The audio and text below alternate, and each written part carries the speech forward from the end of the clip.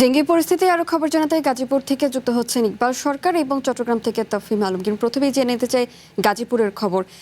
Iqbal, dengue সংক্রমণ হঠাৎ বেড়ে যাওয়ার কারণটা কি দেখছেন? হাসপাতালে ভর্তি রোগীর সংখ্যা এখন কেমন, সে সম্পর্কে একটু জানাবেন। শাওন, গাজীপুরের সিটি কর্পোরেশনের দুইটি সরকারি বড় হাসপাতাল রয়েছে। একটি হলো শহীদ তাজউদ্দিন আহমদ মেডিকেল কলেজ হাসপাতাল। সেখানে গত যে 24 ঘন্টায় প্রায় নতুন করে রোগী এসেছে 30 জনের মতো। আর এখন এই হাসপাতালে ভর্তি আছে 64 জন। অন্যদিকে টঙ্গী জেনারেল হাসপাতাল, সেখানেও রোগী ভর্তি আছে, ডেঙ্গি আক্রান্ত রোগী। দুটি হাসপাতালে মোট প্রায় 150 জন ভর্তি রয়েছে, আর 24 ঘন্টায় প্রায় অর্ধশত ভর্তি হয়েছেন। এই যে হিসাব, এটা সরকারি হিসাব। এছাড়াও এই সিটি কর্পোরেশন বা জেলার বিভিন্ন হাসপাতালে বা বিভিন্ন যে ক্লিনিক রয়েছে, ডায়াগনস্টিক সেন্টার রয়েছে, সেগুলো থেকেও আমাদের কাছে বেসরকারিভাবে তথ্য আসছে যে অনেক ডেঙ্গু রোগী আক্রান্ত হচ্ছে। ধীরে ধীরে না, অনেক দিন থেকেই কিন্তু ডেঙ্গু রোগীর সংখ্যা বাড়ছে, আর এখন একটু বেশি বাড়ছে, বিশেষ করে যেখানে ঘনবসতি এলাকা, শ্রম অধ্যুষিত এলাকা, যেখানে শ্রমিকরা বেশি কলোনি থাকে, সেই এলাকাগুলিতে আমরা দেখছি যে আক্রান্তের সংখ্যাটা বেড়েছে। যেমন গাজীপুর সিটি কর্পোরেশন, কোনাবাড়ি কিংবা জরুন এলাকা, সেখানে বেশি আক্রান্ত হচ্ছে, টঙ্গীতে আক্রান্ত হচ্ছে। এই যে আক্রান্ত হচ্ছে, তারা বলছেন, যারা আক্রান্ত হয়ে হাসপাতালে আসছেন তারা বলছেন যে তারা মশক নিধন বা ডেঙ্গি লার্ভা নিধনের তেমন কোনো তৎপরতা চোখে পড়েনি।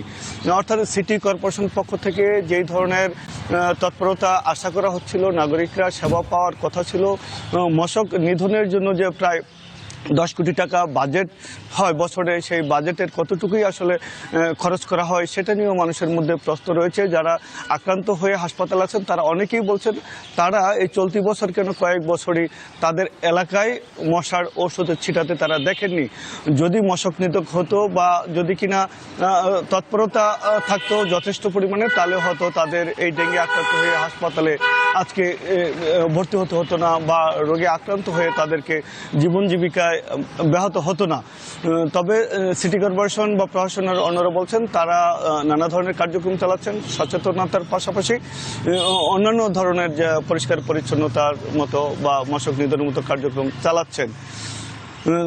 তবে আমরা যেটা মনে করি যে যদি আন্তরিকভাবে সবাই সচেতন হয়, বা সিটি কর্পোরেশন বা প্রশাসন যদি তাদের যে ভূমিকা রাখার কথা, যেভাবে ওষুধ ছিটানোর কথা, যেভাবে মশক নিধনের কথা, যেভাবে নাগরিকরাও পরিষ্কার পরিচ্ছন্ন রাখার কথা, সেভাবে যদি সবাই রাখতো, তাহলে হয়তো এই পরিস্থিতির আজকে মুখোমুখি হতো না।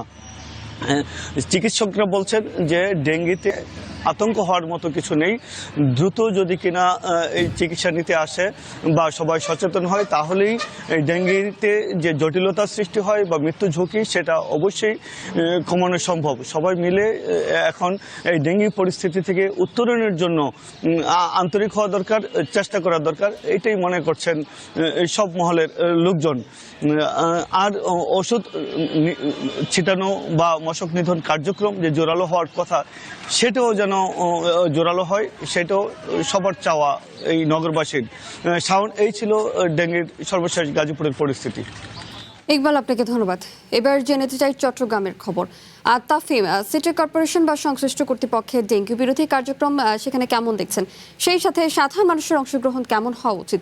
প্রশাসন আসলে এই বিষয়ে কি বলছে, একটু জানাবেন।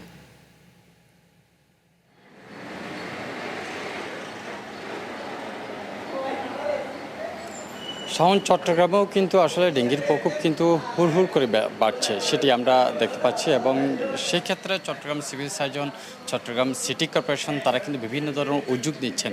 আমি যদি একটি পরিসংখ্যান দিয়ে বলি, তাহলে এই বছর এখন পর্যন্ত ১৫00-এর মতো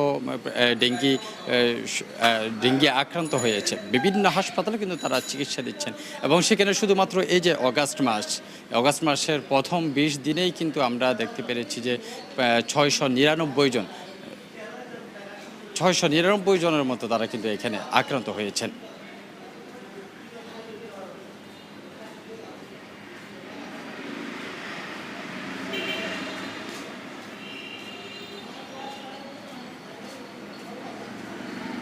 তাফিম, আপনাকে ধন্যবাদ। ডেঙ্গি পরিস্থিতির খবর জানছিলাম গাজীপুর ও চট্টগ্রাম থেকে।